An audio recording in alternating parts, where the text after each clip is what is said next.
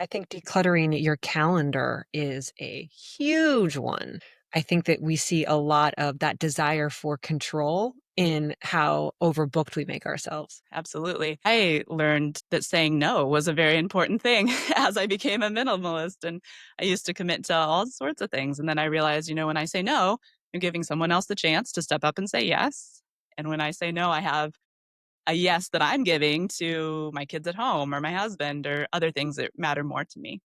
So one of the things that when I do keynotes speaking, I talk about moving from stress to rest and how you can live less stressed. And one of the things seems to be kind of intersecting with what you're talking about as well. And I tell people to shop on one day, as opposed to every time we need something in this day and age, we just pick up the phone and go to Amazon or Walmart or wherever it is that you go and you buy it and it's instantly there.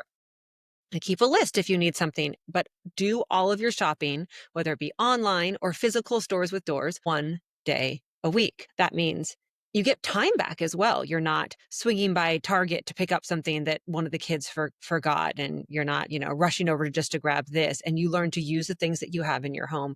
This is part of what I took away from being a missionary as well, because you couldn't shop. We couldn't go to Amazon. There weren't stores to go to. There was an open air market where you got your food one day a week, and that was it.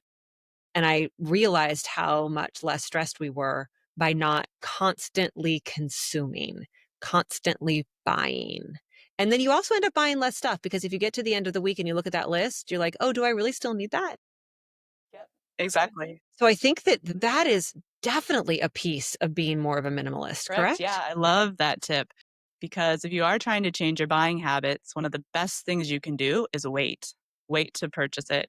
If you've got this, reaction that, oh, I need this and I'm going to buy this, then you are going to buy that. But if you can give yourself 48 hours or, like you said, one designated shopping day, you're going to put space between that thought need and actually you can discern if it is an actual need. And, I like to think if you keep thinking about it for a week, if it's still on your mind and you haven't forgotten about it, then maybe it is something that you need. But yeah, I love that. Just shopping one day to put space in between finding something you want and discerning if you actually need it or not. And if that seems too hard for you to start with, I also think really, really observing a Sabbath day, which on a Sabbath day, and it can mean in kind of our modern times, when we go outside of biblical meaning, it can mean so many different things. It can mean I just don't have appointments or I just don't look at social media. It can mean all of those things, but it can also be one day a week that you literally aren't consuming anything. You're not going to the store, you're not shopping online. So you start kind of backwards, where one day a week you stop and then you build up to maybe just one day a week you're buying.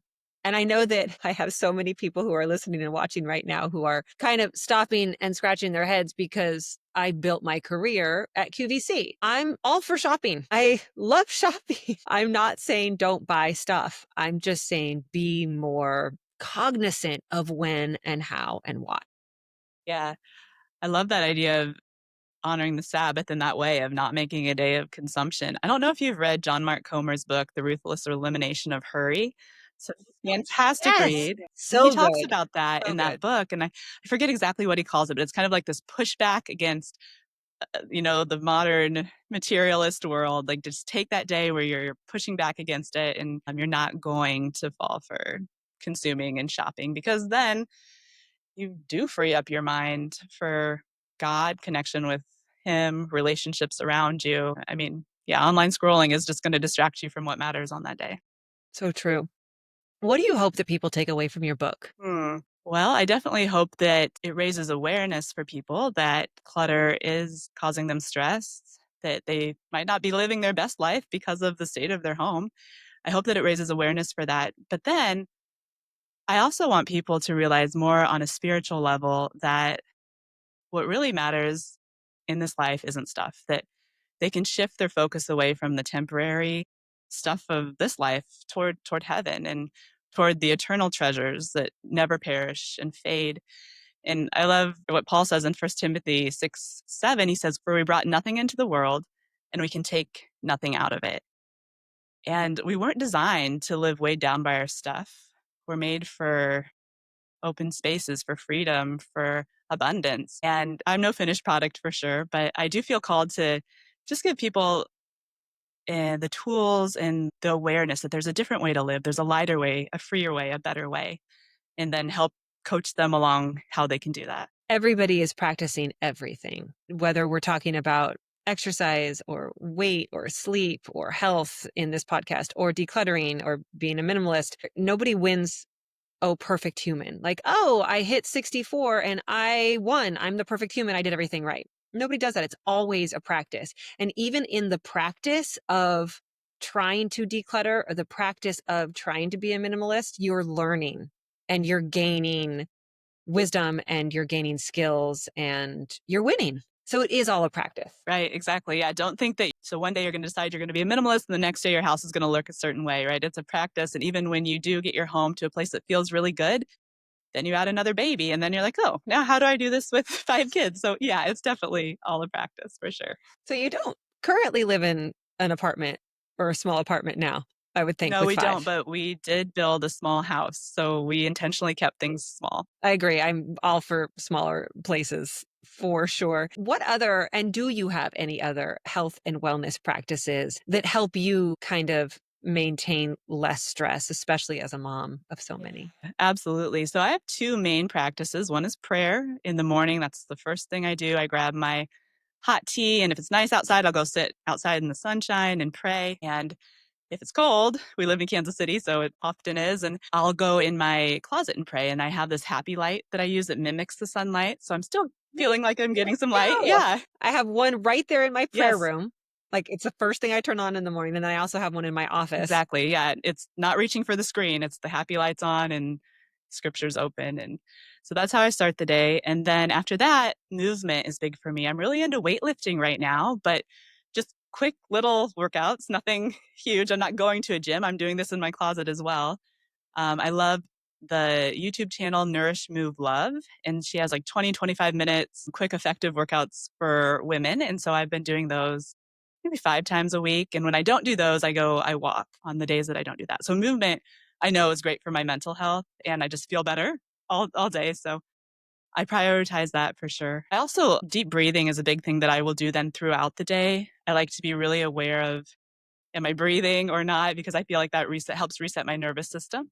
I won't be triggered as fast with kids if 10 people are asking or ten questions at once. I can take some deep breaths and I can really respond and be, the person who I want to be. So deep breathing helps out a lot. And I'll try to do that. I'll try to pair that with things that I already do, like getting into the car. When I get into the car, I'll do some deep breathing. If I'm sitting down in a certain chair, okay, I'm going to do some deep breathing. If I'm laying down, I take a nap every day, 20 minutes, I'll do deep breathing then too. So that also helps. And I would think when anybody is going out and decluttering and trying to kind of take away some of the things that we've been talking about, breathing through that as well, not holding your breath during this, because that's going to keep you in that sympathetic fight or flight as opposed to parasympathetic rest and recovery. And I think when you're doing this decluttering, you want to be as restful as possible to make good Yeah. decisions. Absolutely. I love that. Be aware of your breath, but be aware of your self talk too. That's another big one. Like, are you looking around your home telling yourself, this is way too much. I'm never going to have time to declutter my home, even as you're decluttering. Like, I'm doing this, but I'm not really going to be able to finish this project to reach my goals. If you're telling yourself that, I mean, what Henry Ford said, whether you think you can or think you can't, you're right.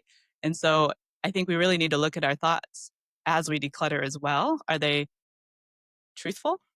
Or are they not? So yes, breathing and then looking at our thoughts as well. One of the thoughts that I took away that I heard you say somewhere when I was decluttering a drawer the other day, like I said, I've been very inspired and I've started decluttering more things, was looking at something and going, well, I should keep this just in case, just in case. And I think you said something to the effect of trust that you'll be okay without it. What did you say in Yeah. that When situation? you find yourself holding on to something just in case, you really want to tap into trust. And a tool you can use is you can finish the sentence. A lot of times we say, I need this just in case, but we don't finish the sentence just in case what.